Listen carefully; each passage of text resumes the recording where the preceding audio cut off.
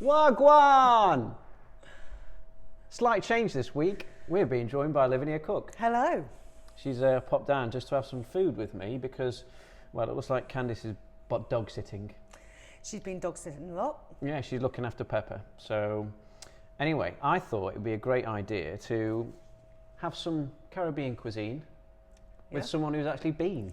I have been. I've been 4 times now. Where have you been in the Caribbean? I've been to Cuba, Jamaica, Barbados, Jamaica again. See, this is the thing about the Caribbean that not many people would take into account Cuba, but of course it's the entire region or collective of islands around that particular part of the world. Yeah, there's lots of parts of the Caribbean. Shall we have something to eat? Well, you have persuaded me down from the paperwork, so, you know, don't bring me down here on false pretenses. Okay, well, I'm going to run through the menu from the top. Okay. So we've got some Mojo chicken wings with a hot and fruity slaw, strategically placed directly in front of you, duck. Okay. We've got some coconut shrimp with grilled lime and mango. Mm-hmm. We've got a chickpea and coconut fritter. There we are. Which is that one over there. For sides, we've got some Caribbean black beans and also some pickled cucumber. And then for main courses, we've got the pepper pots. Delicious. Pepper pot stew. We've also got the grilled salmon escabeche, which we haven't got with us yet. We're still waiting on the fish delivery. Mm-hmm. And then we've also got the sweet jerk pork belly, so with pineapple salsa, rice and pea. Oh, I love a nice bit of pineapple salsa. And then our vegetarian main this week is going to be a Caribbean 3-bean curry. I think it's also got some aubergine in there as well, with a bit of roti. And then for puds, we go on to a Jamaican rum and raisin cake. We've got coconut panna cotta with some roasted pineapple salsa.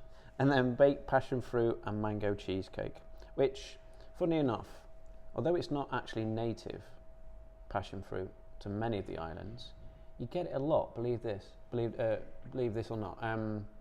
Miami, Florida, grows a lot of passion fruit. I did not know that. There we are. Okay, so there is one thing missing. Dippy, yeah, we need some finger bowls really, don't we? Oh no, I was more thinking of the rum cocktails. Oh, okay, forgive me. Sorry, yes. You know. Well, funny enough, I mean, I'd like to think that I'm being joined by, well, our general manager, but also someone who appreciates food and wine and drink to go with food. So that's something we could possibly talk about as well. So as we're going through, we could say which drink we're missing. Exactly. Okay. Well, at the moment, I'm missing and I'll rustle mojito. something up from the bar. Okay. Do you want a little fritter? You're very kind, sir. Thank you very much. Nice bit of crunch, taste. Got a nice crunch on the outside of that. I mean, we haven't got the chili jam to go with this, but it should be going with the chili jam as well. That'd be nice with it. But yeah, no, it's got a nice depth of flavour in that. Yeah. A little bit of heat, not too much, just a little tiny soupçon. Yeah, that's mild. Yeah. Are you a fan of chili? I do like chili. Yeah? Yeah, I do like chili. Some spicy bits. Try a prawn. Again, you just got that spice coming through very gently. Yeah. But it's there. But these prawns are good. Well, I think we're lucky in that having a char griller elevates everything in terms of proteins, or even fruit actually. I love having something on the barbie. I mean, when was the last time you had a barbie? Last week. Oh, right. I was off on the sunny day, the first sunny day after lockdown, found a friend's garden. What else do you do? Fair enough. You know, married to a butcher. So what did you have? We had a Moroccan lamb leg. So yeah, we went the whole hog. So Nice. Spiced up this leg of lamb and then chucked it on the barbecue with lots of dips from the deli. What more can I say? I'm the type of person that can't really have barbecues living in a flat. You got a balcony? And it's frowned upon actually setting fire to stuff on balcony. But no, it's one thing I do miss is like going around to my mum and dad's for the barbecue. the communal aspect of it. And funny enough, it's the one thing that the chefs miss the most as well. The notion of like, I mean, Charlie in particular, it's part of his, culture growing up in a sense that you go to barbecues. He had barbecues in the snow. Okay. I think they did that for Christmas, didn't they? These are lovely. They're very messy to eat, chicken wings, but they are really good. It's fun. Yeah. Anything that involves your hands when you're eating, I've always enjoyed them. That's why I enjoy the sort of barbecue side of it.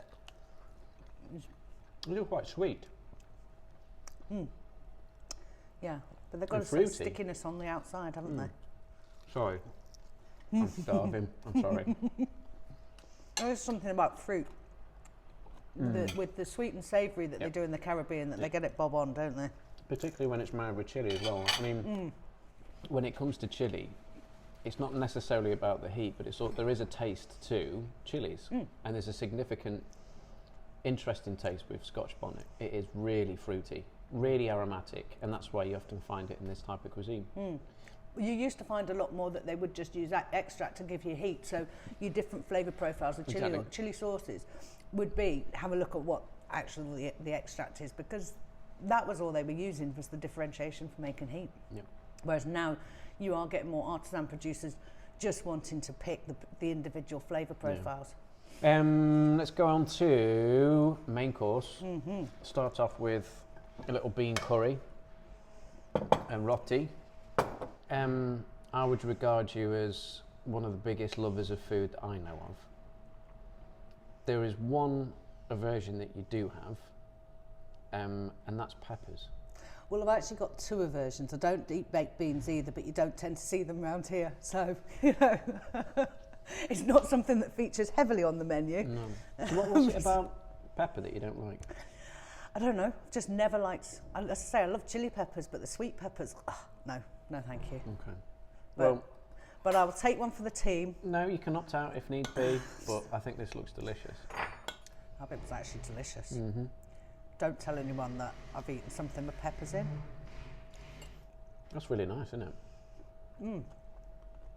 Because they've left a nice crunch with some of those beans as well.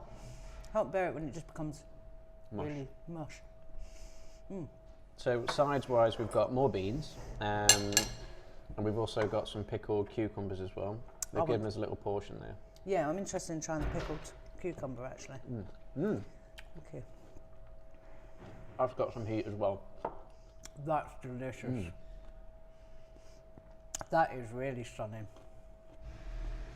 I love... Is that something to do with you, Tom? And your No, it's got nothing to do... funny enough, this is all Carl. And Carl, funny enough, is very...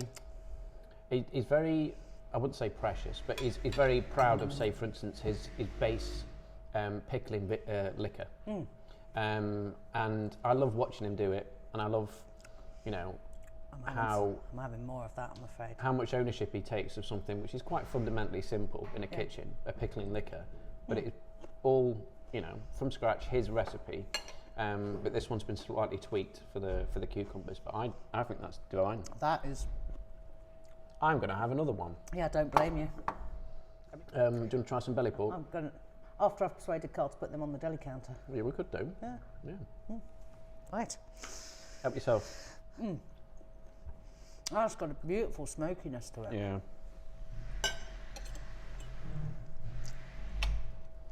Okay. I love there's some prickliness there as well now. But that's what you'd expect with jerk. Oh, with that pineapple. Again, another example of perfect match of fruit and spice. But yeah, that... It's so interesting. I mean, you've got earthiness, you've got sweetness, fruitiness. Ooh, there's a prickly heat there. Ooh. It's not unpleasant though. Just a little tickle. So, from what we've eaten, is there anything that we would love to pair with in terms of a glass of wine, or possibly even a beer? Well, I was going to say, it's, the beer would go well with a lot of this. If I was actually having a wine with it, I'm not a huge fan of something like Gewürztraminer, but that does balance out well with this. I'd probably be more likely to go for an off-dry Riesling. Okay. So, and that's what excites me all the time about food and wine, as to how it can change the flavour profiles of each of them. I totally concur. So We agree. we do agree. Now, where's the wine? It's coming. Oh, I wish we could. Pepper pot was this. This is pepper pot. So, we've had forms of pepper pot on our menu over the years, predominantly from Coops, doing either a pepper pot soup, using the soup Pepper of it. pot soup was quite a popular one, wasn't So it? this is the stew, which will be served with dumplings. Yeah, there's some gentle warming spices, but there should be some Scotch bonnet in there as well. So There's still, again, there's that certain fruitiness to it that's underneath, isn't there? that's coming. It's bizarre that I'm getting like sensations on different parts of my tongue in terms of like heat. I'm trying to think what I would pair with this one. Would you go as bold as, say, for instance, a red or maybe even a rosé? I don't know. Well, there's probably a couple of rosés that would stand up to it, but I think this one would call out for a bit more of a juicy red. Maybe even like a Californian Zinfandel or something. Nothing too tannic, because spice No. and like chili and tannins don't tend to go No. particularly well. But There's a couple of New World Pinot Noirs that are very much juicier. You know, I normally think of Pinot Noirs going with something more classic. But you get a couple of the New Zealand ones. They've got all that sort of rich juice that would actually stand Yeah. up okay to that. I concur. As you say, you don't want anything to clash with the spices. No. Do you want some pud? Oh, go on then. I suppose I ought to finish up the main courses. Do you want to go panna cotta? Do you want to go cheesecake, or do you want to go rum and raisin cake? Oh, the coconut really comes through at the end. It's funny, you don't get it immediately at first. Got the juice from the pineapple, but then that does taste like a pina colada. So whatever we said about it earlier, that tastes as good as it looks. Oh, That's my type of dessert. because it's got that little sharpness at the end, so it And doesn't then, become overly sweet. I know instantly what I would pair with that. Yeah, what would you pair with that? Maybe a dessert wine with a touch of botrytis. Which I don't know whether Vote would know, Noble Rot, but mouldy grapes basically Mouldy grapes. made into dessert wine. Yeah. But we often think about rum and raisin in terms of ice cream. But Sam's done a little cake. At least I've got a drink somewhere along the line. It just happens to be in a cake.